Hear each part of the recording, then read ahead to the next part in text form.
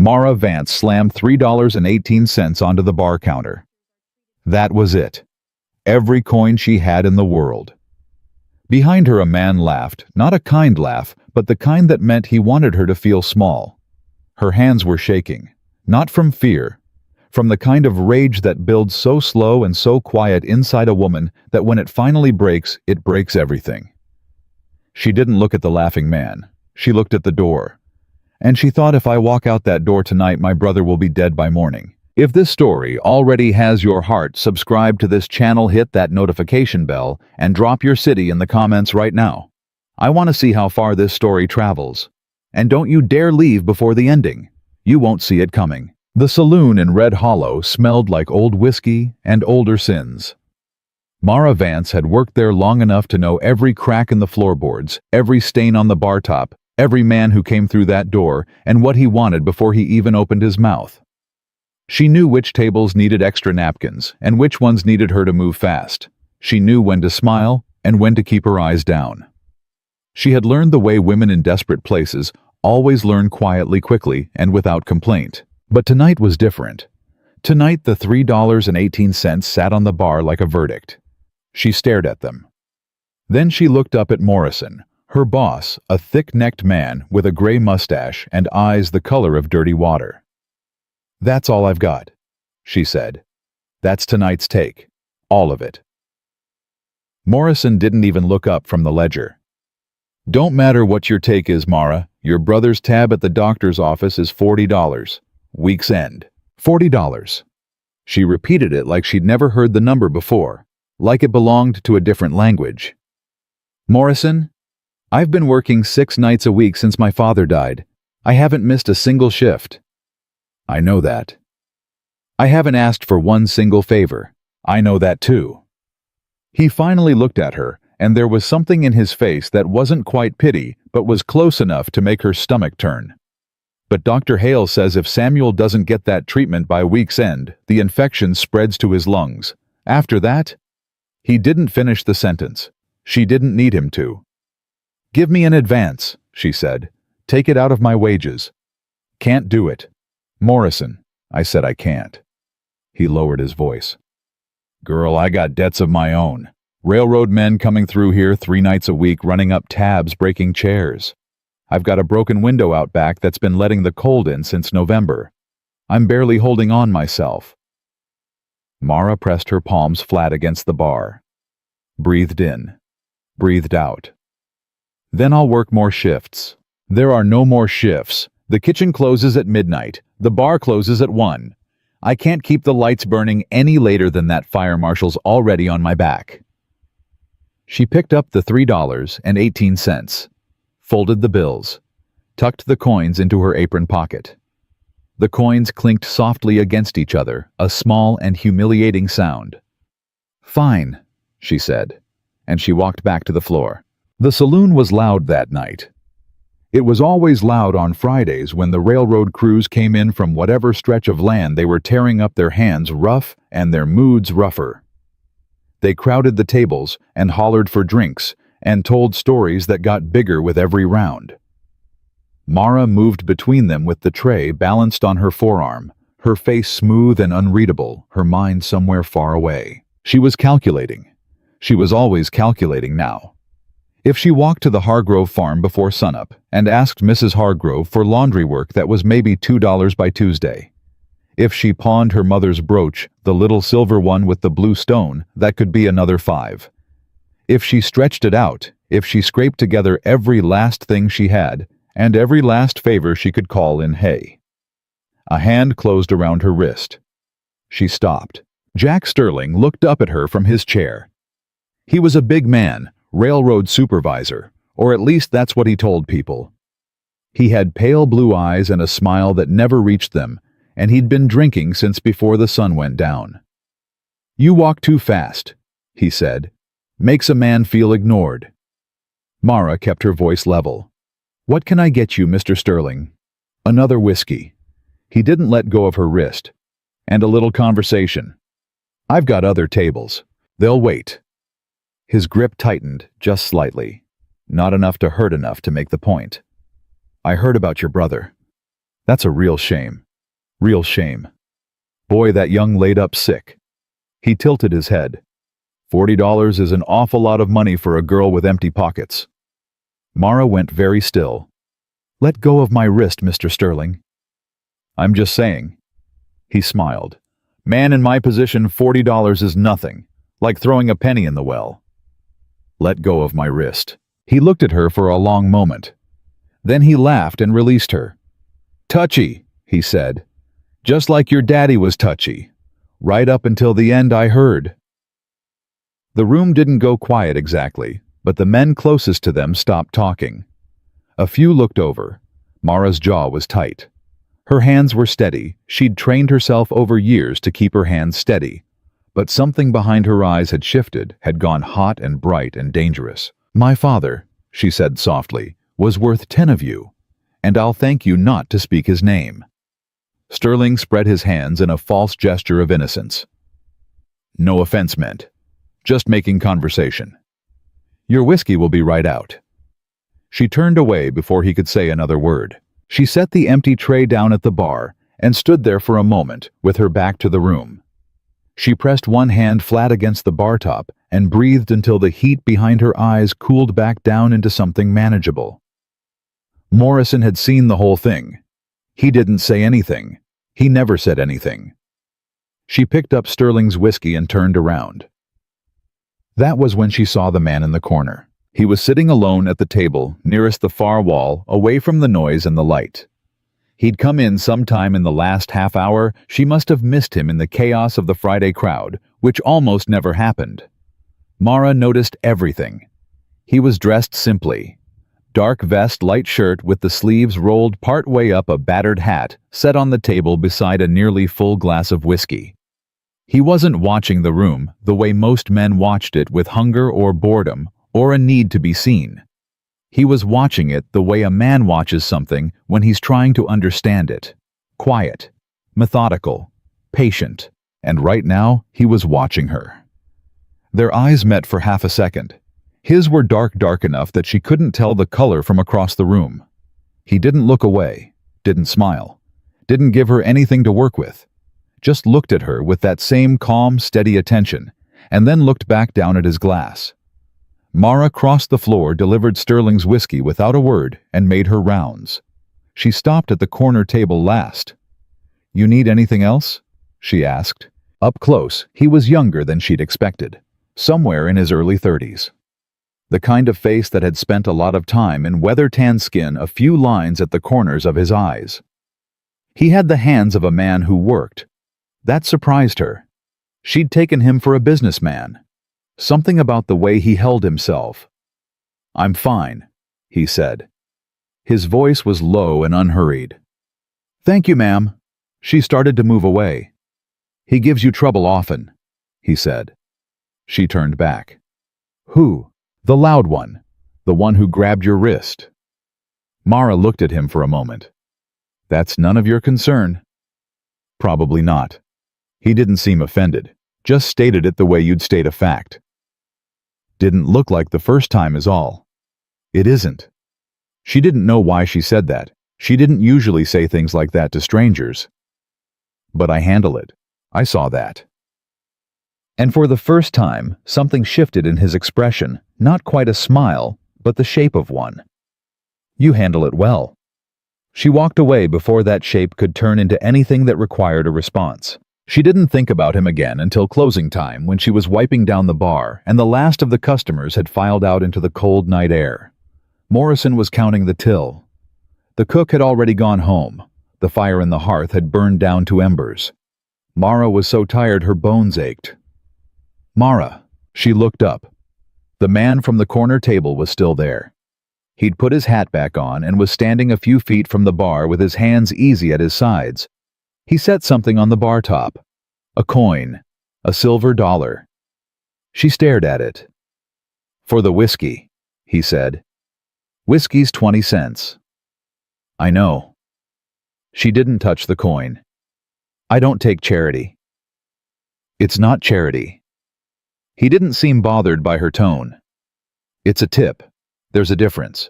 A silver dollar for a glass of whiskey is charity with a different name. He looked at her steadily. You argued with a man twice your size tonight in front of a room full of people who weren't going to do a thing to help you, and you did it with your voice level and your hands steady. That's not a 20-cent service. That's something rarer. He touched the brim of his hat. Good night, ma'am. He walked out. The door swung shut behind him. Mara stood there. She looked at the silver dollar. She picked it up. The weight of it sat in her palm like a small, complicated promise. Morrison looked over. Who was that? I don't know, she said. And that was the truth. But she found out the next morning the way you found out most things in Red Hollow from Mrs. Patton at the general store, who knew everything about everybody, and was constitutionally incapable of keeping it to herself. Calder Rourke, Mrs. Patton said, wrapping Mara's bread and not even pretending she wasn't about to deliver news. Came into town yesterday evening. You know the name. Should I? His father is Edmund Rourke, the Rourke family Mara. They own half the mining operations east of the canyon. They own Silver Creek. She paused to let that land. Edmund Rourke's been mostly absent for years, health problems, they say. The son's been managing things, but there's talk he's out here looking at land, thinking about something new. Mara set her coins on the counter. Thank you, Mrs. Patton. She walked back to the boarding house where she and Samuel shared 2 rooms on the 2nd floor. The floorboards creaked under her feet. The smell of the place old wood and lye soap and something medicinal closed around her the moment she opened the door. Samuel was awake. He was always awake early because lying down made the coughing worse, so he sat propped against the headboard with a blanket over his shoulders and a book open in his lap that she suspected he wasn't really reading. He was 17 years old, and he looked younger the way sickness made young people look thin and somehow transparent, like you could see right through to something fragile underneath. You're up early, he said. Had errands. She set the bread on the small table and pulled her chair close to the bed. How was the night? Fine. He said it the way he always said it, quick and light, because he knew she was counting the coughs, the fevers, the bad nights, and he didn't like being counted. The doctor came by, said I needed that treatment by Friday. I know. Mara. His voice changed. I don't want you to do anything you... Samuel. She said it the way their mother used to say it, quietly. Finally, the word that meant the conversation was over before it began. Don't. He closed his book, looked at her. There was something in his eyes too old for his age, something that had gotten there faster than it should have because of what their family had been through, the debt, the death, the years of barely enough. How much do you have? He asked. Enough, she said. It was not the truth, but it was what she had. She spent the morning doing laundry for Mrs. Hargrove, hauling water-scrubbing linens, hanging them in the cold air until her fingers went numb. She earned $1.75 and a kind word, which was better than some days. She spent the afternoon mending shirts for Mr. Albright at the tailor's shop. 4 shirts, careful stitching, 30 cents each. She walked home in the early dark with her back aching and her hands raw and her mind doing the same arithmetic it had been doing for months, trying to make numbers add up that simply did not add up, no matter how many times she ran them. She was almost to the boarding house when she heard her name. Miss Vance. She turned. Calder Rourke was standing a few feet away on the boardwalk. He was alone. In the pale afternoon light, he looked less like a mystery and more like a man tired around the edges, something behind his eyes that might have been trouble or might have been thought. It was hard to tell the difference sometimes. Mr. Rourke, she said. You know my name. This is a small town. He nodded. I wondered if I might speak with you. Won't take long. I'm not interested in whatever you're selling. I'm not selling anything. He said it simply without defensiveness. I saw something last night that I haven't been able to put down. The situation with your brother, I heard some of it from Sterling. Didn't like how he used it. Mr. Rourke, I have resources, he said. I'm not asking you to trust me. I'm not asking you to like me. But $40 is not an insurmountable problem for a man in my position, and it sounds like it's a very insurmountable problem for you. I want to help. Mara looked at him for a long time. The cold moved between them. A wagon clattered past on the frozen road.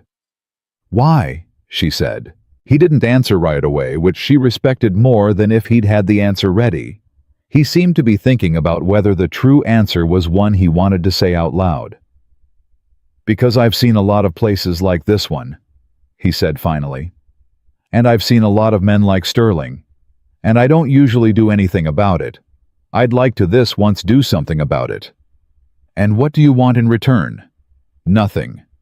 Men don't give $40 for nothing. Maybe not." He held her gaze.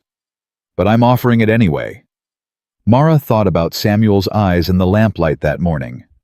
Too old, too knowing. She thought about the way the coughing sounded through the thin wall between their rooms, and how she lay there in the dark, listening to it counting each one like a countdown she didn't want to reach the end of.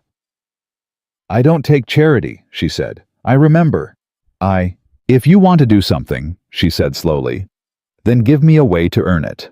Not a gift. Not a loan you'll pretend wasn't a loan. Work. Real work with fair wages. Do you have that kind of thing, Mr. Rourke?" He looked at her for a moment that stretched long enough to be a question. Then something settled in his face. Decided, resolved, as if she'd just answered something he'd been trying to figure out. "I might," he said. "Come by the livery at 9 tomorrow morning. We'll talk." She didn't say yes. She didn't say no. She walked the rest of the way home in the dark and stood outside Samuel's door for a moment, listening to the silence from inside. And then she went to bed and lay awake until nearly 3 in the morning, staring at the ceiling, asking herself what kind of woman walked into a meeting with a stranger who could either save everything she had or take the last of it. By 4 o'clock she had her answer. The same kind of woman who worked 2 jobs and counted coins and stood up to Jack Sterling in a room full of men who weren't going to help her. The kind who didn't have the luxury of saying no to something that might be a door opening in a wall that had been solid for too long. She was at the livery at 8:55. Calder was already there. He had a map spread out on a workbench and a cup of coffee going cold beside it, and when she walked in, he didn't make a fuss of her being early or seem surprised by it. He just moved slightly to give her room to see the map. 5,000 acres, he said. East of the canyon, north of the creek. Good land. I've been looking at it for 2 years. What kind of operation? Ranch. Cattle eventually. Maybe some crops. I haven't decided on all of it yet. He glanced at her. I need someone who can manage books, handle payroll, deal with suppliers. Someone who knows numbers and isn't afraid to argue when the numbers are wrong. Mara looked at the map. Her father had taught her bookkeeping on his knee in the years before the mine, when he'd believed that giving her something useful was the best thing a father could do. She'd kept the saloon's books for Morrison for 2 years now. Not that he paid her for it, just expected it lumped it in with everything else she did for the same flat weekly wage. What are the terms? She asked. Hourly wage. Fair one. Housing for you and your brother on the property once we're established. Medical care included. He paused. Samuel's treatment covered immediately before you set foot on that land. She looked up from the map. Before, he said again. Not conditional. Not something you have to earn. Because the alternative is that you spend the next 6 days trying to pull $40 out of thin air, and that helps nobody. Mara was quiet for a long moment. You don't know me, she said. You don't know if I'm honest. You don't know if I can actually do what you need. I watched you last night, he said. I've learned to read people. It's a skill you pick up when your life has depended on reading them correctly. He paused. You're honest, and you can do it. What if I can't? Then I find someone else, and you're no worse off than you are right now. He said it without cruelty, just plainly the way you said something that was simply true. But I don't think that's how it goes. Mara pulled her coat a little tighter. Outside, Red Hollow was waking up. She could hear it. The early sounds of wagons and voices, and the ordinary machinery of a small town getting on with its day. Samuel was still upstairs in the boarding house, propped against his headboard, counting the hours. I want a contract, she said. Written. Terms clear. If anything about this arrangement changes without my agreement, I walk. No argument. Calder looked at her steadily. Agreed. Fair wages. In writing. Agreed. Samuel's treatment confirmed by Dr. Hale before I sign anything. I'll go with you to his office this afternoon. Mara looked at the map one more time. At the 5,000 acres drawn in simple lines, this piece of country that didn't yet know it was about to have something built on it. She thought about all the times she'd looked at her own life and seen only the edges of things, the edge of enough money, the edge of enough time, the edge of hope that hadn't quite given out. All right, she said. We'll go see Dr. Hale. She reached out and put her hand on the edge of the map, not quite a handshake, but something. A marker. A place to start.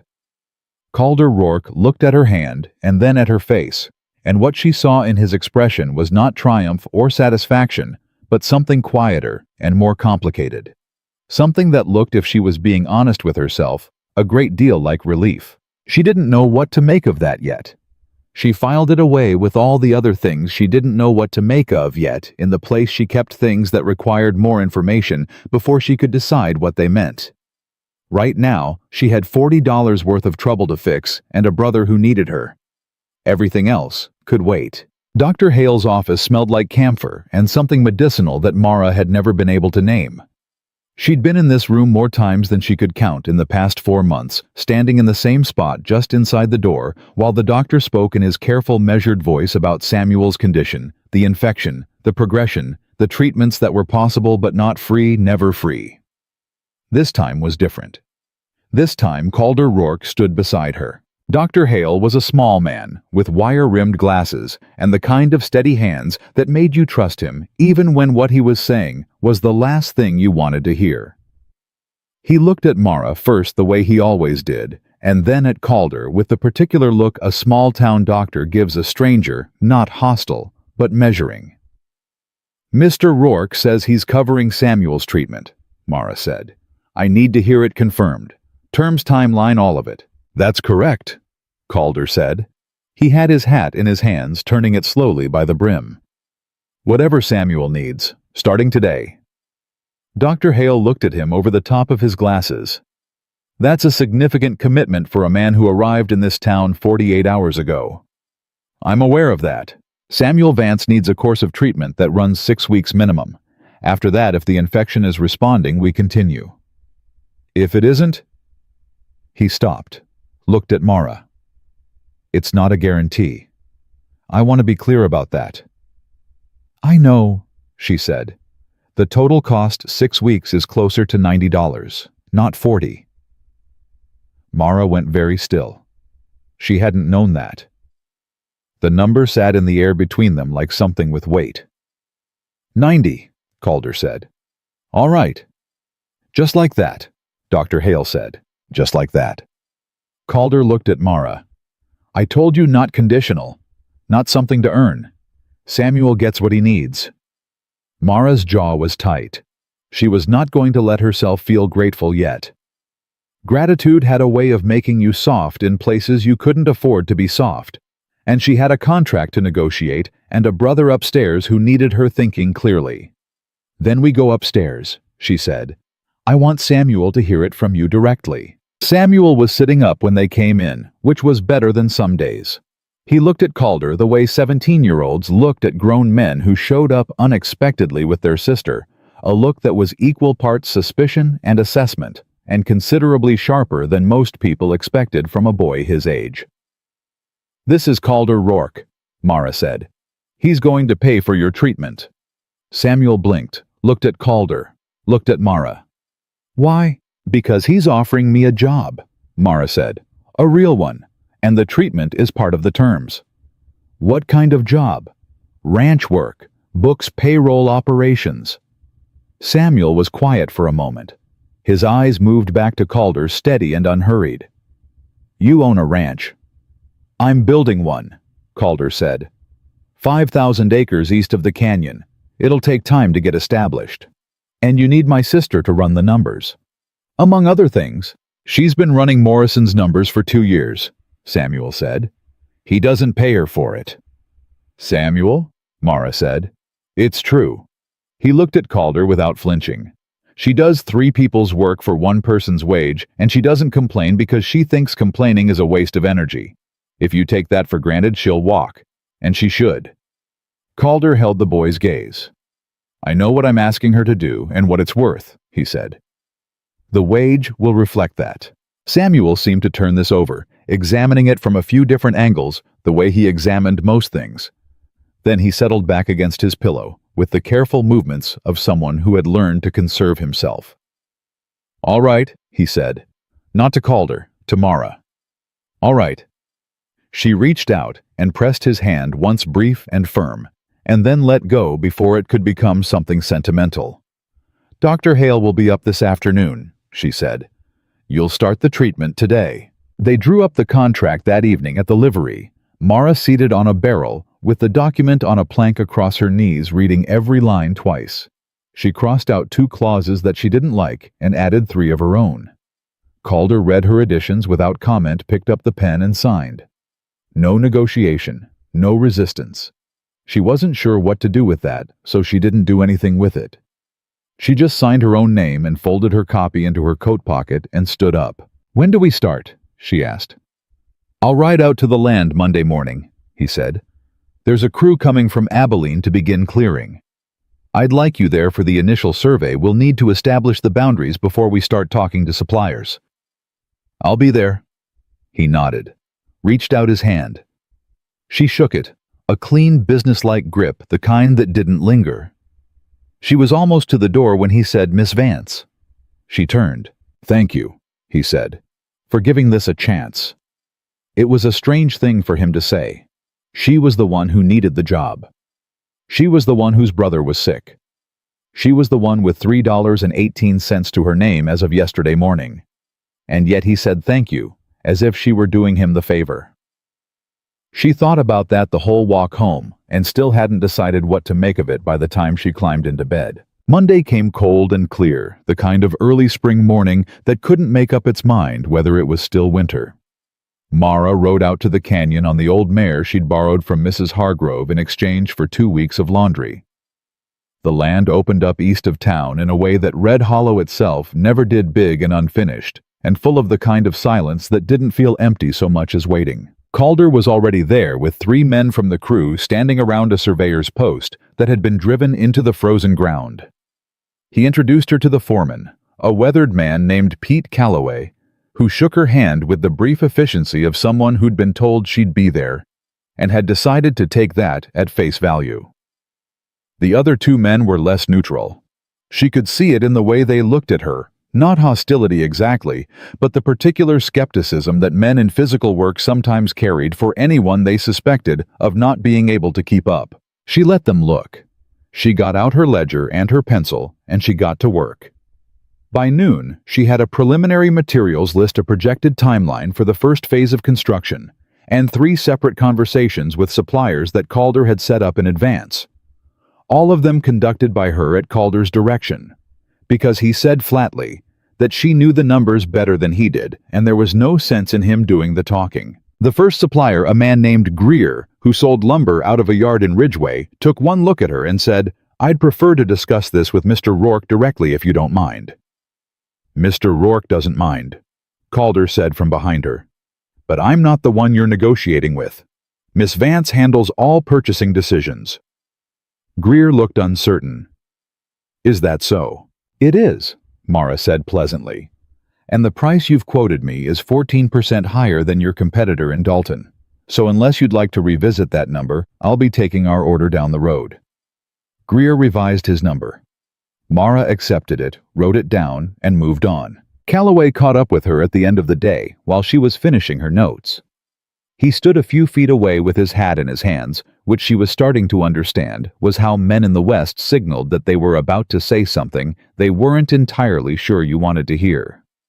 Miss Vance, he said, I owe you an apology. She looked up from her ledger. For what? I figured you for Morrison's girl. He said it plainly without excuse. Figured Rourke had brought you out here for something other than the work. I was wrong, and I want to say so. Mara regarded him for a moment. Calloway was 50 or thereabouts, with the particular dignity of a man who had spent his life doing hard things.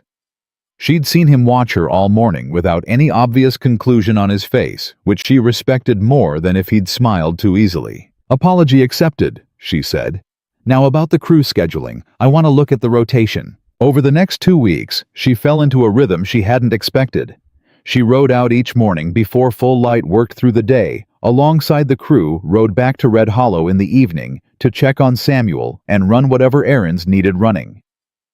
The work was harder than anything she'd done before, but harder in a way that made sense, complicated and physical, and full of problems that had solutions if you were willing to think them through. She and Calder talked a lot during those 2 weeks. Not about personal things, at least not directly. They talked about the land, the build, the crew, the suppliers, the 100 decisions that needed making every single day. But in the course of all that talking, things got said that weren't strictly about business.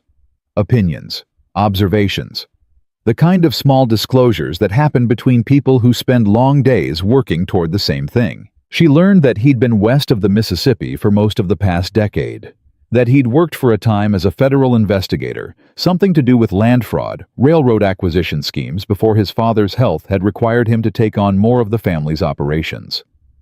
He said that last part carefully, in a way that made her hear what he wasn't saying, that taking on the family's operations had not been something he'd wanted. She didn't ask him to say more. She understood the particular weight of being the person a family depended on, whether you'd chosen it or not. "How long were you with the Federal Service?" she asked one afternoon.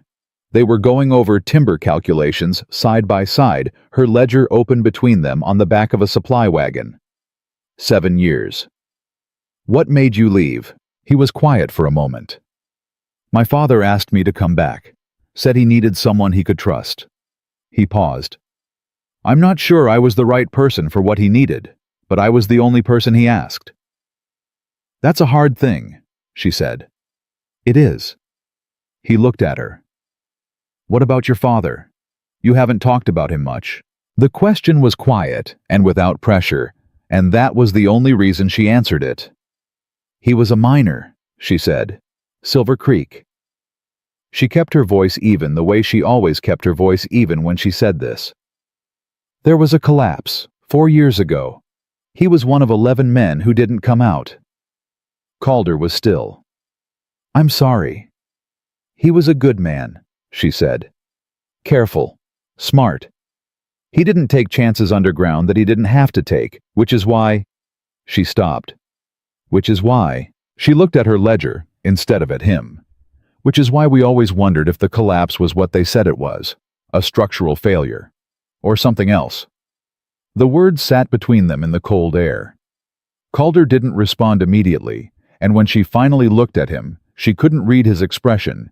It had gone to that careful neutrality she was starting to recognize as the face he wore when he was thinking something he wasn't ready to say yet. "Was there an inquiry?" he asked. "There was something they called an inquiry," she said. "It lasted 3 days. The mining company brought in their own men to look at the site. They concluded it was a structural failure isolated incident, nobody's fault." She paused. "The families were given $200 each and asked to sign papers saying they accepted that conclusion." "Did you sign?" "My mother was still alive then. She was sick and we had nothing, and $200 was $200. She closed the ledger with a precise click. She signed. I was 15. I watched her sign. I have thought about that moment every single day since." Calder was quiet for a long time. When he spoke, his voice was low and careful. "Mara, there's something I need to tell you." She went still at his use of her first name. He'd called her Miss Vance every single day for 2 weeks. She looked at him. He met her eyes without flinching, and what she saw in his face was not the expression of a man about to say something easy. "Silver Creek Mine," he said. "My family owns it." The sound of the crew working at the far end of the site seemed very far away suddenly. The cold came in sharper, or maybe she just felt it more. She looked at Calder Rourke and understood in one sudden awful lurch of clarity what she was looking at. "Your family," she said. "My father." He held her gaze. Edmund Rourke. He acquired Silver Creek in 1878. I didn't know the extent of it until recently, when I started going through the company records after he got sick. His voice was quiet and even, and she couldn't find a lie in it, which made everything worse somehow. There were things in those records that I needed to understand before I could decide what to do about them. I've been trying to understand them for the past year. Mara stood up. She wasn't aware of deciding to stand. She was just standing, the ledger in her hands, the late afternoon light very clear and very cold around them. "What kind of things?" she said. Her voice came out flat and controlled, and nothing like what was happening inside her chest. Inspections that should have flagged the structural problems at Silver Creek. Reports that were suppressed. A collapse that may not have been as unavoidable as the company claimed. He paused. "I don't have all of it yet, but I have enough to know that the inquiry was not what it should have been." Mara looked at him, at this man who had paid for Samuel's treatment and drawn up a fair contract and said thank you, like she was doing him a favor. And who was she now? Understood the son of the man whose decisions had put her father under the ground. She set the ledger down on the wagon. She picked up her coat. She started walking toward where the mare was tied. "Mara?" "Don't," she said. She didn't stop walking. "Not right now, don't." She untied the mare and swung up into the saddle and rode back toward Red Hollow in the last of the daylight, with the wind in her face and something burning at the back of her throat that was not quite crying and not quite rage, but lived somewhere in the narrow, airless space between the two. She had given this man her trust. Not all of it. She'd held some back, the way she always held some back, the way you learn to when you'd been let down enough times. But she had given him something real. Something that had cost her. And now she was riding away from 5,000 acres of land, and a contract, and a salary, and Samuel's medical care, and the man who stood at the center of all of it was the son of the man who had taken her father from her. She didn't know yet what she was going to do. She only knew that Red Hollow was ahead of her in the dark, and Samuel was there, and that was enough of a direction for tonight. The rest of it would have to wait until she could breathe again. She didn't sleep that night. She lay in the narrow bed in the boarding house and listened to the silence from Samuel's room and stared at the ceiling and let herself feel finally the full weight of what had happened. Not the managed version of it, the one she kept in the front of her mind, where she could watch it and control it. The real version. The one that lived underneath everything else. Her father's name was Thomas Vance. He had been 41 years old when he died. He had big hands and a quiet laugh, and he used to whistle while he worked an old hymn tune that she could still hear sometimes when the house was very still. He had taught her to read a ledger and to ride a horse and to stand up straight when men tried to make her feel small. He had gone underground on a Tuesday morning in October with 10 other men, and none of them had come back up, and the company had spent 3 days deciding it was nobody's fault, and her mother had signed a paper saying she agreed, and 2 years later her mother was gone, too worn through by grief and the illness that came after it, and Mara had been 17 years old with a 15-year-old brother and a box of her father's things and nothing else, and now she knew. The inquiry had been a performance. The records had said something different. There had been inspections that flagged the problems reports that disappeared a collapse that the company had seen coming and chosen to ignore. Edmund Rourke. A name she had heard before, the way you heard names in mining country at a distance attached to operations and acquisitions, and the kind of decisions that got made in offices far from the actual ground. She had never connected that name to Silver Creek specifically. She had never had a reason to. She had a reason now. By 3 in the morning, she had made her decision. By 4, she had unmade it. By 5, she was dressed and sitting at the small table with her contract in front of her, reading it again for the 4th or 5th time, looking for the thing that would tell her what to do. The contract was clean. The terms were exactly what she'd demanded. Samuel's medical care, unconditional. Fair wages. Her right to leave without argument if the terms changed. Calder's signature clear and unhesitating at the bottom of the page. She thought about the way he had told her. Not when she'd found out some other way, not from Sterling's mouth, not from Mrs. Patton, not from a piece of gossip that ambushed her when she wasn't ready. He had told her himself. He had looked at her and said there was something he needed to tell her, and then said it plainly without dressing it up. He'd sat with the discomfort of her reaction instead of defending himself or explaining it away. That meant something. She wasn't sure yet how much, but it meant something. Samuel was awake when she knocked. She'd known he would be. He slept badly most nights, and he always knew when she was up, even through the wall, the way siblings who'd been through hard things together developed a kind of low-frequency awareness of each other. "How bad is it?" he asked. She told him. All of it. She sat in the chair beside his bed and laid it out plainly, the way she did everything the mine, the record's Edmund Rourke Calder's admission. Samuel listened without interrupting, which was one of the things she'd always loved about him. He had their father's stillness when it mattered. When she finished, he was quiet for a long moment. "What are you going to do?" he asked. "I don't know." "That's not like you. I know." She folded the contract, unfolded it. "I've been going back and forth all night. If I walk away, we're back to $3.18 and your treatment stops. If you stay, you're working for the son of the man who—" "I know what it means, Samuel." He looked at her carefully. "Do you think he knew? Before he told you?" "He said he found out when he started going through the records, after his father got sick." "Do you believe him?" She thought about Calder's face. The particular quality of his stillness when he'd said the words. The fact that he hadn't tried to soften it, or justify it, or explain it into something more comfortable. "I think I do," she said. "I hate that I think I do." Samuel was quiet for a moment. Then, "Papa would say that a man is not the same thing as his father.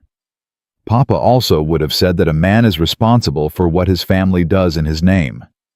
Both of those things can be true." Mara looked at her brother, at his thin shoulders, and his careful eyes, and the careful way he held himself to keep the coughing at bay. She thought about the 6 weeks of treatment that had already been paid for sitting in Dr. Hale's account like a fact she hadn't asked for but couldn't give back. "Get some sleep," she said. "I'll figure it out." She was at the livery at 7 in the morning, earlier than she'd said she would come. She hadn't decided to go there. She'd just found herself walking in that direction with her coat buttoned against the cold and the contract in her pocket. Calder was there. He was sitting on a crate near the door with a cup of coffee in both hands and the look of a man who had not slept either. He stood when he saw her. "You came back," he said. "Don't read too much into it." She stopped a few feet away. "I have questions." "Ask them." "The records you found, what exactly do they say?" He didn't hesitate. There were 3 separate inspections of the Silver Creek shaft in the 18 months before the collapse. All 3 cited structural instability in the eastern tunnel system. All 3 were marked, reviewed, and filed. None of them resulted in any action. He paused. "There's also correspondence between my father's operations manager and the inquiry board. 2 of the 3 men on that board had prior business relationships with my father's company." Mara felt the information land in her chest like something physical. She'd known in the way you knew things you couldn't prove that the inquiry had been compromised. Knowing it and having it said out loud in plain language were different things. "Is that all of it?" she asked. "There's more," he said. "But I want to be careful about what I tell you and when. Not because I'm hiding it, because some of it I'm still working to verify, and I don't want to give you something half-confirmed. What are you planning to do with it?" "I'm planning to take it to the Federal Land Office in Abilene. There's a process for reopening inquiries when new evidence comes forward. It's slow, and it's not guaranteed, but it exists." He looked at her steadily. "I've already been in contact with an investigator I worked with during my time in the service. He's willing to look at it." "And your father?" Something crossed Calder's face, not quite pain, but the older cousin of it. "My father is dying," he said. "He has maybe 6 months. I'm not doing this to punish him. I'm doing it because 11 families have been living with a lie for 4 years, and that's—" He stopped. Started again. "That's not something I'm willing to let stand because it's inconvenient for my family's name." Mara studied him. She was good at reading people. She'd had to be years of watching faces across a bar top for the warning signs that tells the small shifts that told you when something was about to go wrong. She looked at Calder Rourke now and tried to find the place where the performance was the seam between what he was saying and what he actually meant. She didn't find it. "You should have told me at the beginning," she said. "Yes." "Before I signed anything." "Yes." He held her gaze. "I didn't know how to tell you something that I was still trying to understand myself. That's not an excuse. It's just the truth." "Why tell me at all?" "You could have let me go on not knowing." "No," he said. "I couldn't." The word was simple and final, and she believed it, which made her angrier somehow than if she hadn't. "I'm staying," she said. "Not because I've forgiven anything. Not because we're all right. Because there is a 6-week treatment sitting in Dr. Hale's account with Samuel's name on it. And because I have a signed contract with terms that are fair, and because—" She stopped. Breathed. "Because if you're telling the truth about going to the federal office, then I want to be close enough to know what happens. I want to know everything that comes out of those records. Do you understand?" "Yes," he said. "You'll know everything. And if I find out you've held anything back, you'll walk, I know." He paused. "I won't hold anything back." She pulled her ledger out from under her arm. "Then we have a materials delivery coming Friday that I need to reschedule because the timeline Calloway set up doesn't account for the ground freeze.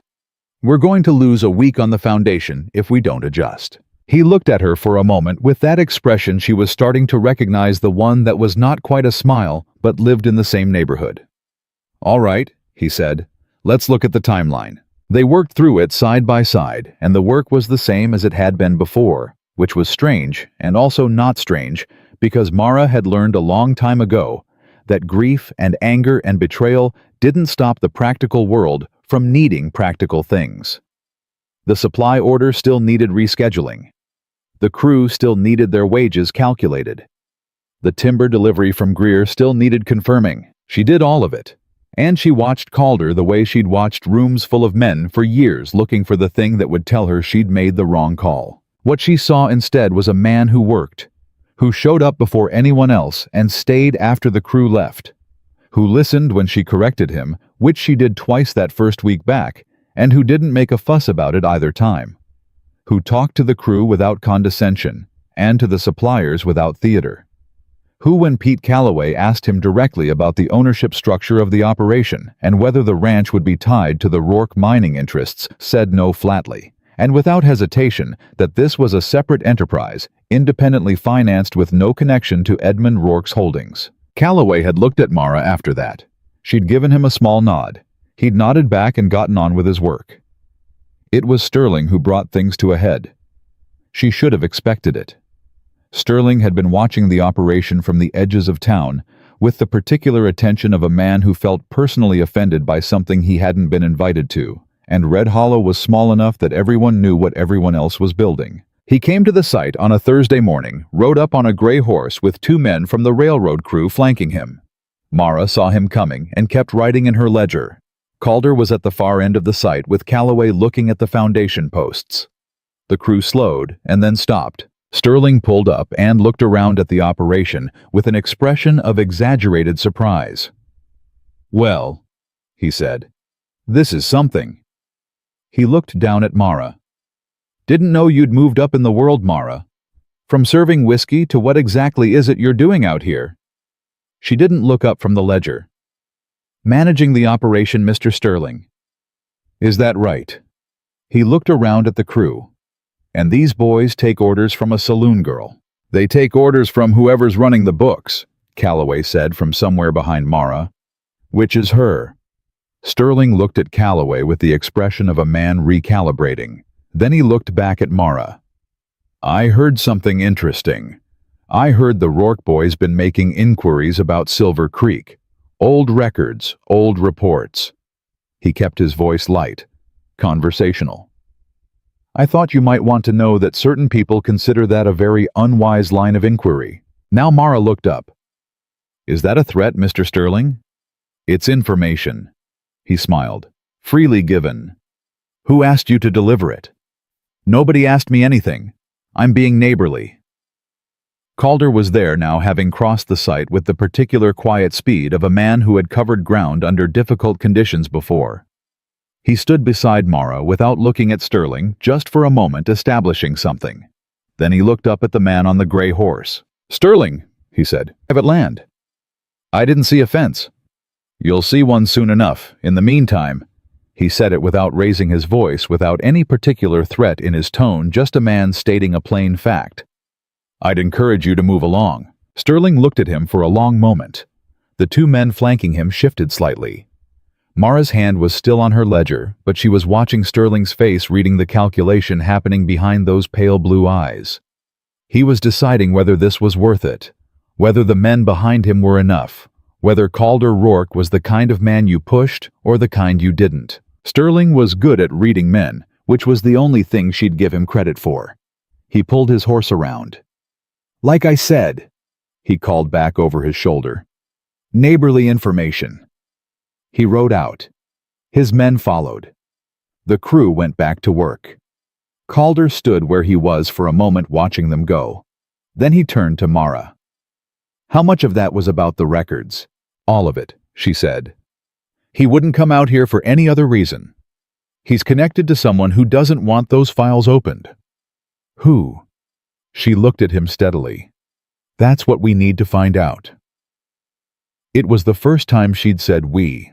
She heard it as she said it, and she saw him hear it too, the slight shift in his expression, careful and quiet. She didn't take it back. She'd meant it. That evening she stayed later than usual after the crew had gone and Calloway had ridden back to town. She and Calder sat on the back of the supply wagon with the last of the light going orange and flat across the land, going through the week's accounts. At some point the accounts were finished, and they were just sitting there, and neither of them moved to leave. "My investigator is coming to Abilene next week," Calder said. "His name is Dowd. He's thorough. He's going to want to talk to you. About my father. About what you know. What your mother was told when she signed those papers. The specifics of the inquiry." He paused. "You don't have to do it if you don't want to." Mara looked out at the 5,000 acres going dark around them, at the framework of something being built on ground that had never had anything built on it before. "I've been waiting 4 years for someone to ask me those questions," she said. "I'll talk to him." Calder nodded. He was quiet for a moment. Then, "Your father taught you the bookkeeping." "When I was 8, she said. "He said it was the most honest skill he knew. Numbers don't lie. People lie about numbers, but the numbers themselves, they just sit there and tell you the truth. He sounds like a man worth knowing." Mara's throat tightened just slightly, just for a moment. She kept her voice even. "He was," she said. "He was the best man I knew." The dark came in the way it did in open country, all at once and completely. They rode back to Red Hollow side by side without talking much, and the silence was different from what it had been before. Not careful, not negotiated. Just two people who had said what needed saying and were moving forward. She didn't trust Calder Rourke. Not entirely. Not yet. But she understood him better than she had a week ago, and understanding was how trust started in her experience, when it started at all. And somewhere in the land records, and the suppressed reports, and the inquiries that hadn't been inquiries at all, her father's name was written. She was going to find it. She was going to put it where it belonged. Whatever it took. Martin Dowd arrived in Abilene on a Wednesday, which was the same day the first serious problem with the ranch hit Mara's ledger like a thrown stone. She found it in the supplier accounts, a discrepancy between what Greer had invoiced and what had actually been delivered to the site. 40 board feet of timber signed for by someone on the crew never appeared in the materials log. It wasn't the money that bothered her, though. 40 board feet wasn't nothing. It was the signature. She didn't recognize it. She brought it to Calloway that morning, spreading the invoice on the wagon bed between them. "Who signed this?" Calloway looked at it. His jaw tightened slightly. "That's Hicks. He's been with the crew 3 weeks. Where did he come from?" "Came in with the Abilene group. Seemed solid enough." "Pull his hiring papers," she said, "and find out where that timber went." She didn't wait for Calloway to finish before she saddled up and rode the 2 hours to Abilene, because she was already going to meet Dowd, and because some things needed to be handled in person. The discrepancy sat in the back of her mind the whole ride, quiet and insistent, the way financial irregularities always nagged at her, not loud but constant, like a door that wouldn't quite latch. Dowd was waiting at the hotel. He was a compact man in his 50s, with a short gray beard and the particular stillness of someone who had spent decades in rooms where talking too much was a liability. He stood when she came in and shook her hand with a direct, unhurried grip. Calder made the introduction. Mara Vance. She manages all operations at the ranch. She also has first-hand knowledge of the inquiry. Miss Vance. Dowd gestured to the chair across from him. Tell me what you remember. She told him. She had told the story to herself so many times over 4 years that it had a shape to it, a sequence, every detail in its place. The morning her father left for the shift. The sound of the wagon that brought the news. The 3 days of the inquiry, which she and her mother had attended every session of sitting in the back of the courthouse in their good clothes, listening to men in suits explain what had happened to their family in language so careful and so managed. It barely felt like it was about her father at all. The man who ran the inquiry, she said. His name was Aldous Frick. He was introduced as an independent safety assessor. But 2 weeks after the inquiry closed, I saw his name in the newspaper. He'd been appointed to the board of a mining company in Nevada. The appointment was signed by Edmund Rourke. Dowd wrote this down without any visible reaction. You remembered the name after 2 weeks. I remember every name from that inquiry, she said. Every face, every word. She paused. My mother forgot eventually. The grief got too heavy, and she let some of it go. I decided not to. Dowd looked at her for a moment, with the assessing gaze of a man who dealt professionally in the reliability of human memory. The appointment, he said. Do you know which paper? The Abilene Chronicle, October edition, 1879. She reached into her coat and produced a folded piece of newsprint, worn soft at the creases. She set it on the table between them. Dowd unfolded it carefully. Read it. Looked at Calder. You have the inspection reports. In Abilene, Calder said. I rode them here last week. They're with the land office clerk. I filed them formally under seal. Good. Dowd refolded the clipping and set it back on the table in front of Mara. Keep this. Don't give it to anyone else. He leaned back. I need to be honest with you both. Reopening a 4-year-old inquiry is not a fast process. The federal office will review the evidence, determine whether there's sufficient cause, and if they decide there is, they'll appoint an investigator. That takes time. Months, possibly longer. I've waited 4 years, Mara said. I can wait longer. There's also the question of exposure, Dowd said. Once this moves formally, certain people are going to know it's moving.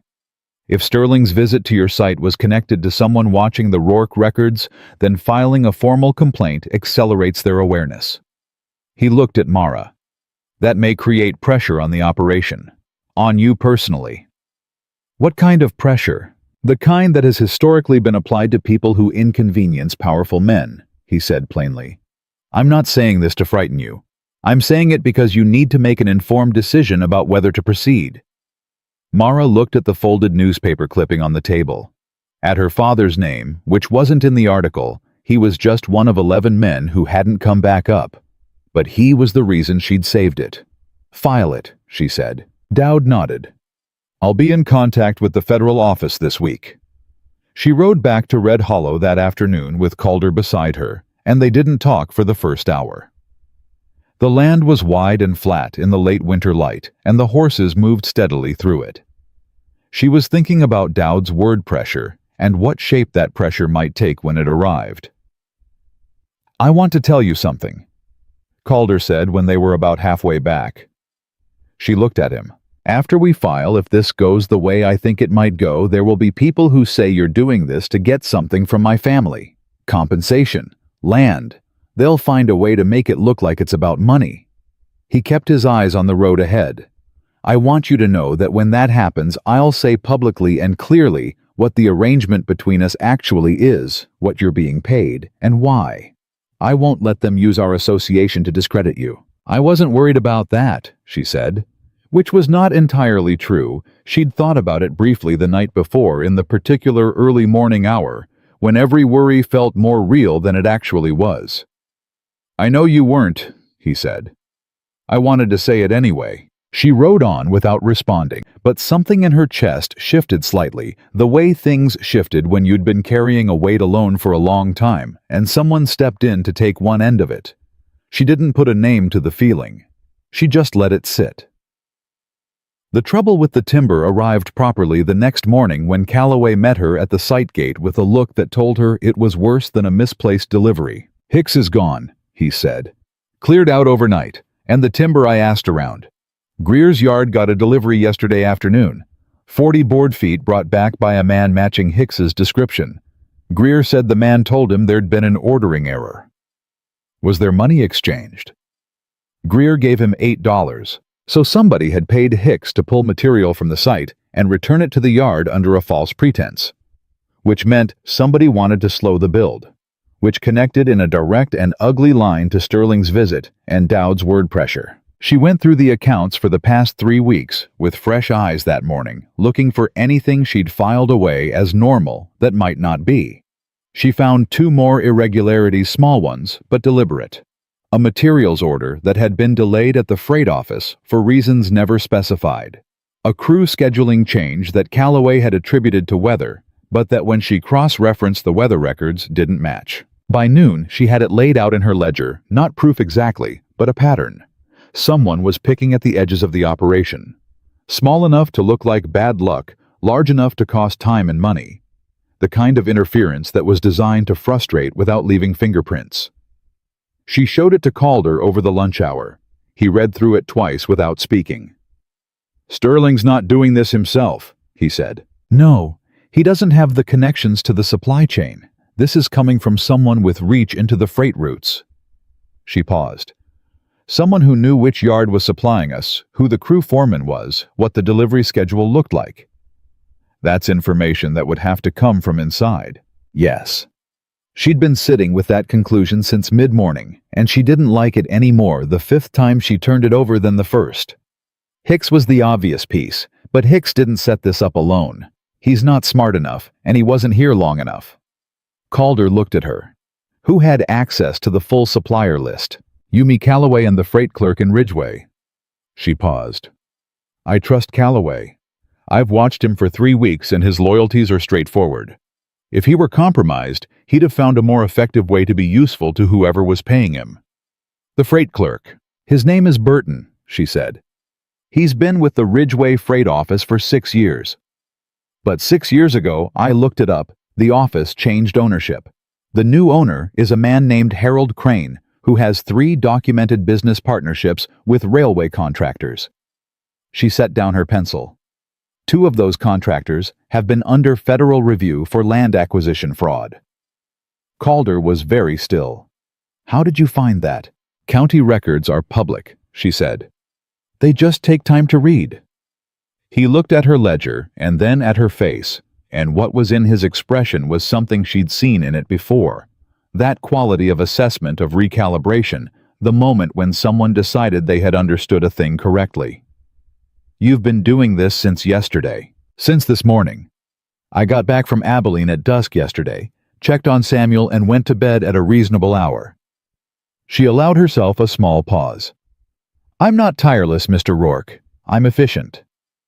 Something moved through his expression, not quite a smile, but warm enough to be adjacent to one. He looked back at the ledger. What do we do about Burton? We route the next delivery through a different freight office. We don't tell Burton until the order is already in transit, which means he can't intercept it. She turned to the next page. We also need to hire replacement crew, but not through the same channels Calloway used for the Abilene group. I'd like to post notices in Ridgeway and one town further east. Smaller pool, more trackable. He was watching her with that steady attention of his. Anything else? Yes. She closed the ledger. I want to go to the Silver Creek land. He went still. Mara. Not to the mine, to the east shaft entry, the site of the collapse. She met his eyes. "I've never been. My mother wouldn't go, and after she died, there was no one to go with, and I—" She stopped. "I want to see it. Whatever's there." He looked at her for a long moment. "I'll take you." They rode out the following Sunday, just the two of them. The Silver Creek land was east of the canyon, which meant they passed within a mile of the ranch site. On their way, she noted the progress of the foundation as they went by the clean lines of the posts, the beginning of something real. Then they rode past it, and the landscape changed, grew more vertical, the rock cutting in on both sides as the trail narrowed. She'd never been this close. The mine itself was shuttered operations, had been suspended 2 years ago. She knew when the ore yield dropped below profitable, but the infrastructure was still there. The head frame above the main shaft. The equipment shed. The office building windows boarded. She didn't stop at any of those. She followed the trail Calder had mapped from the company records east along the canyon wall to where the secondary shaft had been sunk, the eastern tunnel system that the inspection reports had flagged. What was left of the entry was a depression in the ground and a tangle of collapsed timber and rusted iron fenced off with a simple post and rail barrier. She dismounted, walked to the fence, stood there. Calder stayed back. She was grateful for that, for his reading of the moment, for his understanding that this was not something that needed company. Her father had gone down through an entry, very like this one. She didn't know which shaft exactly, only that it was in the eastern tunnel system, only that the collapse had begun at the deepest point and moved outward. 11 men. She knew all their names. She had looked them all up, written them in the back of a journal she kept for no other purpose. Thomas Vance Roy Kettner, James Albee, Carl Munn, all 11 in her own handwriting, because she had decided that if no one else was going to keep their names somewhere permanent, she would. She stood at the fence for a long time without saying anything. The wind moved through the canyon. It was cold. She put both hands on the top rail of the fence and held on to it. Then she said low and clear, as if her father might be in the ground below her and might be able to hear, "I found it, Papa. It's going to take a while, but I found it." She stood there a moment more. Then she turned around and walked back to where Calder was standing with the horses. He looked at her face, and he didn't say anything, which was exactly right. They rode back toward the ranch in the late afternoon, and the silence between them was a different kind than it had been before, heavier, but cleaner, the way a room felt after a window had been opened. She was not all right exactly. She wouldn't be all right for a long time, she suspected. But she was steady, which was what she knew how to be, and steady was enough. "Dowd sent a message this morning," Calder said when the ranch site came into view. "The federal office has acknowledged receipt of the filing. They've assigned a preliminary reviewer." She breathed in, breathed out. That's faster than he expected. He thinks the Frick documentation helped. A man tied to the inquiry board showing up on my father's payroll 2 weeks after the inquiry closed. That's not subtle. He paused. Dowd also said Sterling's name came up in the reviewer's first pass. Apparently Sterling had contracts with the Silver Creek operation, not just as a railroad supervisor, surveying contracts, land rights. She looked at him sharply. He had a financial stake. He did. Which means his harassment of the operation isn't just about protecting my father's reputation. He has his own exposure. Calder's voice was careful, measured the voice of a man delivering information he'd had a day to sit with. Dowd thinks Sterling may have been the one managing the inquiry board. My father provided the money and the connections. Sterling provided the local knowledge and the access. The picture assembled itself in her mind, piece by piece, the way ledger entries assembled into totals. Her father's death had not been an accident of circumstance. It had been an accident that was allowed to happen by men who had looked at the cost of fixing it and decided it was too high. And then those same men had spent 3 days in a courthouse managing the consequences. She had known this. She had not known the names. Now she did. "When this is done," she said, and she meant when it was fully done, when the federal office had made its determination and the families had their answer. "I want to go to each of the other 10 families, The ones who signed those papers in 1879. I know, he said. I'll go with you. She looked at him. At this man who had not caused what happened at Silver Creek, who had not been there, and not made those decisions, who had inherited them the way you inherited debt, without choosing it, without wanting it, but carrying it nonetheless. She thought about what Samuel had said, a man is not the same thing as his father. She thought about the way Calder had filed those records instead of burying them. The way he'd told her the truth instead of letting her find out another way. The way he'd stood beside her without speaking at that fenced-off hole in the canyon wall, and understood exactly what she needed in that moment. All right, she said. We'll go together. They rode the last mile to the site in the fading light, and the skeleton of the ranch rose around them. The posts and the framing, and the beginning of walls, something being built out of ground that had never had anything built on it. Mara looked at it and felt for the first time in a long time something that was neither grief nor anger nor the numb pragmatism she'd trained herself to operate on. It felt like the beginning of something. Not an ending. Not a resolution. Just the first real evidence that there was going to be a future and that she was going to be in it. She tied her horse and opened her ledger and got back to work. The federal letter arrived on a Thursday morning in late April, 6 weeks after Dowd had filed the formal complaint with the land office in Abilene. Mara was at the site when Calder rode in with it. She saw him coming from a distance. The particular pace of his horse told her something had happened. Not urgency exactly, but intention. The gait of a man carrying something that needed to be delivered. She set down her pencil and waited. He dismounted and handed her the envelope without preamble. She opened it, standing up the way she did everything, without ceremony, without delay. The federal office had completed its preliminary review. Based on the evidence submitted, the suppressed inspection reports the documented relationship between Aldous Frick and Edmund Rourke's mining interests, and the sworn statement of Mara Vance regarding the conduct of the 1879 inquiry. The office had determined that sufficient cause existed to open a formal reinvestigation into the Silver Creek collapse. A federal investigator would be appointed within 30 days. All parties with documented interest in the case would be notified. She read it twice.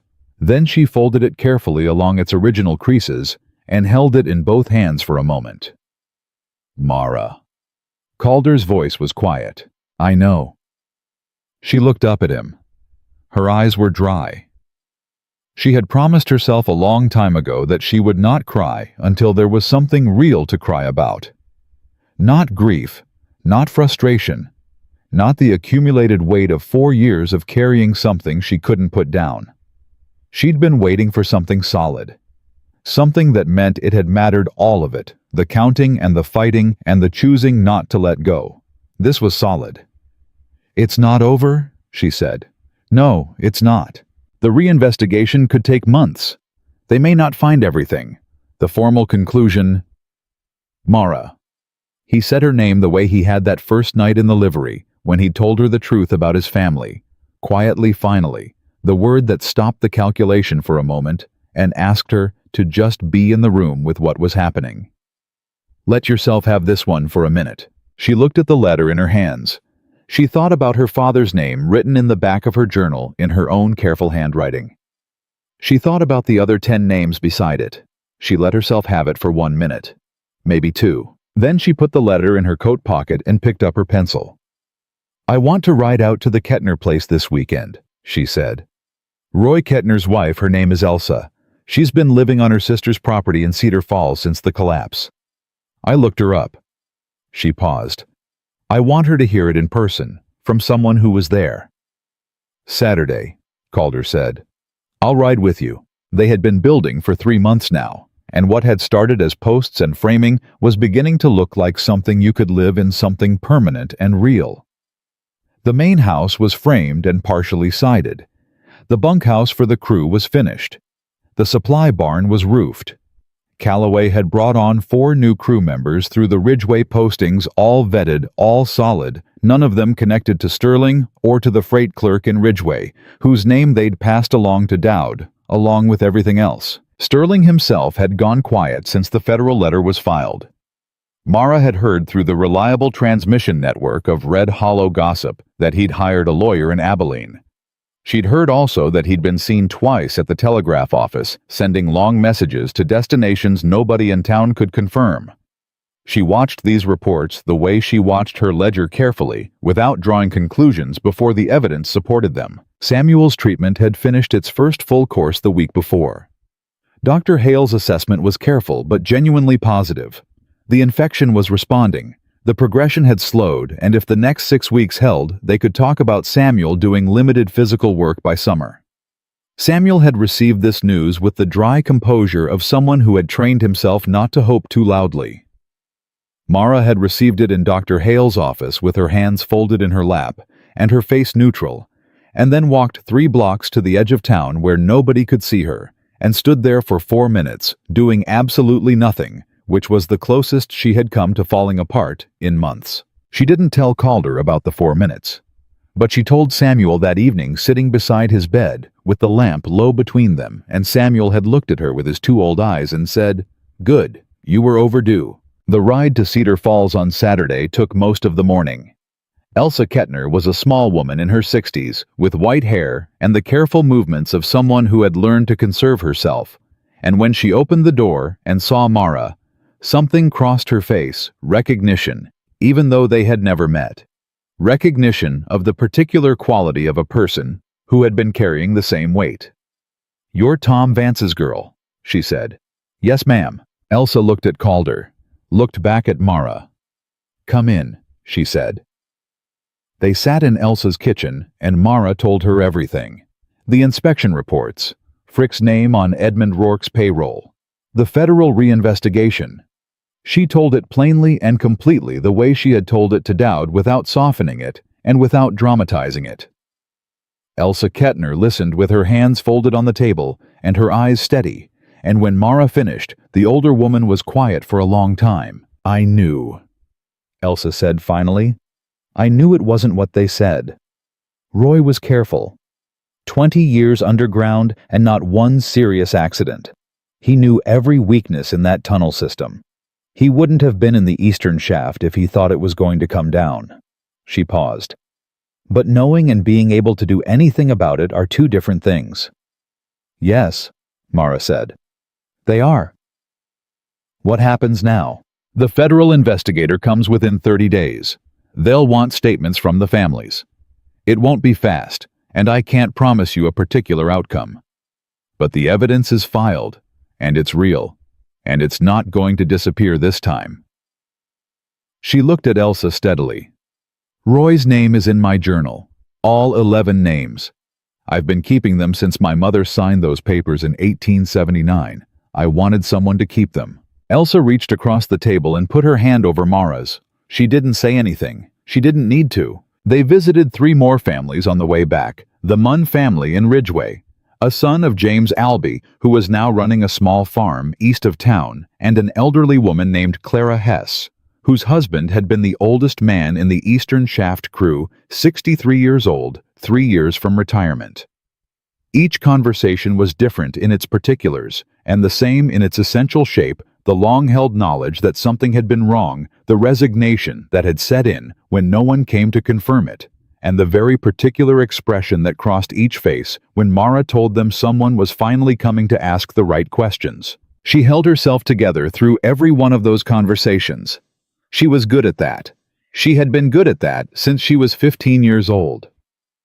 It was on the ride back in the last hour of the afternoon, with the sun going flat and golden behind them, that she finally said out loud the thing she had been thinking for weeks. "I want to buy into the ranch." Calder turned to look at her. "Not a gift, not as part of my wages. A real stake purchased at fair market value once the operation is profitable enough to price it." She kept her eyes on the road ahead. "I've been running this thing since the beginning. I know every account, every supplier, every decision that's been made about this land. I want to own part of what I've built." He was quiet for a moment. "I was wondering when you'd ask." She looked at him sharply. "I've been thinking about it for a month," he said, "trying to figure out how to bring it up without you thinking it was charity." It's not charity if I buy in. I know that. He paused. 20% at assessed value payable from future profits over 3 years. No interest. He looked at her. Is that fair? 25%, she said. Same terms. He held her gaze for a moment. 25%, he said. Same terms. She looked back at the road. Something settled in her chest. Not relief exactly, but the deep structural solidity of a thing that had been properly built, like the first wall of a house going up plumb and true. All right, she said. Sterling made his last move on a Tuesday, 2 weeks after their ride to Cedar Falls. He came not to the site this time, but to Dr. Hale's office where he sat in the waiting room, until the doctor had a moment, and then he told Dr. Hale in the careful language of someone who had rehearsed it, that he was aware of certain irregularities in the financial arrangements surrounding the Vance boys' treatment, and that should the federal inquiry proceed in certain directions, questions might arise about the propriety of a medical professional accepting payment from a party with a vested interest in the case. Dr. Hale listened to this without expression. Then he stood up, opened his office door, and said, Mr. Sterling, if you come to my office again for any purpose other than your own medical care, I will report this conversation to the federal investigator by name and in full detail. Good afternoon. Mara heard about this from Dr. Hale himself, who told her with the particular satisfaction of a careful man who had done something he was proud of. She thanked him. He waved her off. That man has been a blight on this county for 15 years, he said. I should have said something sooner. She went back to the site and found Calloway and told him to double the crew at the gate for the next 2 weeks because Sterling was getting desperate, and desperate men made poor decisions. Calloway nodded and got it done without any fuss, which was one of the things she valued most about him. The federal investigator arrived on a Wednesday in May, a week ahead of schedule. His name was Graves, and he was nothing like Dowd, where Dowd was compact and still. Graves was tall and angular, and asked his questions with the rapid, precise energy of a man who had a great many of them, and not enough hours in the day.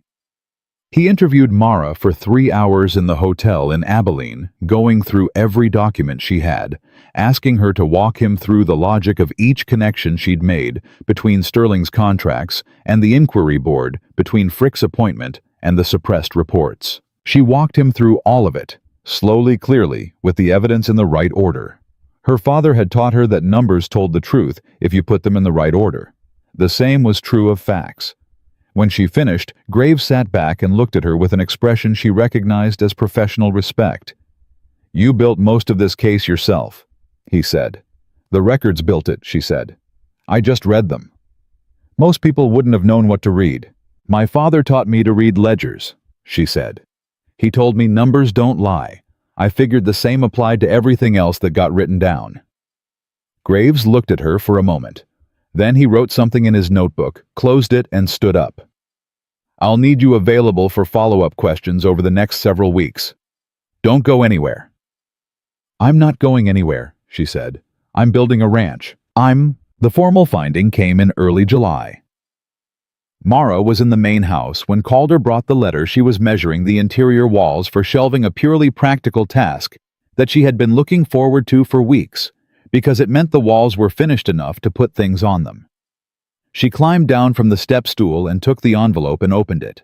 The federal investigation had concluded that the 1879 inquiry into the Silver Creek collapse had been materially compromised by undisclosed financial relationships between members of the inquiry board and parties with direct interest in the outcome. The inspection reports, suppressed by the Silver Creek operations management, had been entered into the federal record. Formal charges had been referred to the Territorial Prosecutor's Office regarding Jack Sterling's role in the management of the inquiry board. The 11 families affected by the collapse would be contacted regarding remediation proceedings. Edmund Rourke's name was in the letter. Not as a defendant, the man had 3 months to live at most, and Graves had told Mara privately that pursuing criminal charges against a dying man was not where the federal office would spend its resources. But his name was in the record now. What he had allowed to happen was in the record. It would not be erased. Sterling was another matter. Sterling was 54 years old and in full health and had known exactly what he was doing in 1879 and had continued to do it every day since, right up to the visit to Dr. Hale's office. Mara did not feel sorry for what was coming to him. She read the letter twice. Then she folded it and held it in both hands. "It's not everything," Calder said. He was leaning against the doorframe watching her. "Edmund won't face charges. The remediation process will be slow. Some of the families may not get what they deserve." "I know." She looked at the letter. "But their names are in the federal record now. Roy Kettner, James Albee, Carl Munn, Thomas Vance." She looked up. "All 11 of them, in the official record of what happened. That doesn't go away." She set the letter down on the workbench. She picked up her measuring tape. She looked at Calder, who was still in the doorway with an expression on his face she had learned over these months to read with some accuracy, something careful and warm, and trying not to be too obvious about itself. "The east wall needs 3 shelves," she said. "Come hold the tape." He came and held the tape. They measured the wall together, her calling the numbers and him marking them, and the house was quiet around them, and smelled like new wood, and the particular clean air of open country. And outside, she could hear Calloway directing the crew on something. And further away, the sound of Samuel's voice. He'd been coming out to the site, 2 afternoons a week, color in his face, now something restored in him that she had been afraid was gone for good. She marked the last measurement, put the pencil behind her ear, looked at the wall. "Calder," she said. "Yeah." She turned to look at him. He was closer than the task had required, or maybe the task had simply been an excuse for proximity the way tasks sometimes were. She had been aware of this for a while. She suspected he had been aware of it longer. "I'm not good at this part," she said. "The part that isn't practical." "I know, and I don't know how to do it without turning it into something I can put in a ledger." "You don't have to put it anywhere," he said. "It can just be what it is." She looked at him for a long moment. At the man who had told her the truth when lying would have been easier. Who had signed the contract without argument and paid for Samuel's treatment before she'd earned a single day of wages. Who had stood behind her without speaking at a fenced-off shaft in a canyon wall and understood exactly what silence was for. Who had ridden with her to 4 separate farms and sat in 4 separate kitchens and listened to 4 families grieve and never once treated that as anything other than the most important thing they had done all year. She put her hand on his arm. Just that. Just her hand. His hand came up and covered hers, and he held it there without pressing, without pulling, without making it into more than what it was, which was 2 people who had built something together, standing in the thing they had built. "All right," she said. "It can just be what it is." Outside the ranch sprawled across 5,000 acres that had never had anything built on it, and now did. The foundation was solid. The walls were plumb. The crew was paid fairly, fed well, and treated as men who did real work deserving of real regard. The accounts were clean and accurate, and accounted for every dollar down to the last cent, because Mara Vance ran the books, and Mara Vance did not permit inaccuracy. And in the federal record in Abilene, 11 names sat in permanent ink in an official document finally placed where they had always belonged, in the truth, where nothing and no one could touch them. Thomas Vance had taught his daughter that numbers didn't lie. That the most honest thing a person could do was look at what the record said and not flinch from it. That the truth put in the right order would hold. He had been right. He had always been right.